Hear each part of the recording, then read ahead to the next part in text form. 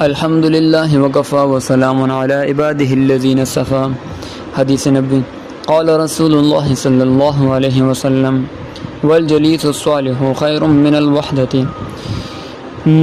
تنہا بیٹھنے سے نیک ہم نشینوں کے ساتھ بیٹھنا بہتر ہے، جیسے کہ اس سے پہلے حدیث میں گزرا کہ آدمی پر صحبت کا غیر شعوری طور سے اثر ہوتا ہے۔ اب اس حدیث بالا میں فرمایا جا رہا ہے کہ جب کوئی اچھا ساتھی مل جائے تو اس کے ساتھ بیٹھے، یہ تنہا بیٹھنے سے بہتر ہے۔ ایک دوسری روایت میں نبی کریم صلی اللہ علیہ وآلہ وسلم نے اس کی مثال کچھ اس طرح سے فرمائی: الجلیس الصالح مثل صاحب المسک ان لم یہب لک منہ تجد ریحہ، نیک ہم نشین کی مثال جیسے مشک والا، اگر وہ تجھ کو مشک نہ بھی دے تب بھی تم کو اس کی خوشبو پہنچے گی۔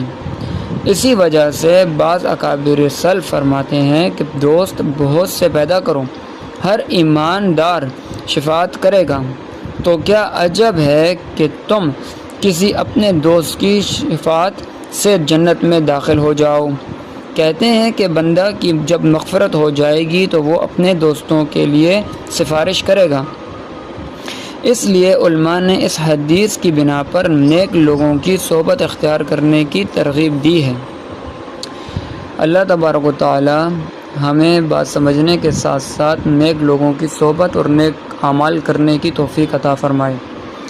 اللہ تبارک و تعالی ہمیں ایسا بنا دے کہ ہم دوسرے کی سفارش کر سکیں۔ اللہ تبارک و تعالی ہماری مغفرت فرمائے اور ہمیں نیک کام کرنے کی توفیق عطا فرمائے۔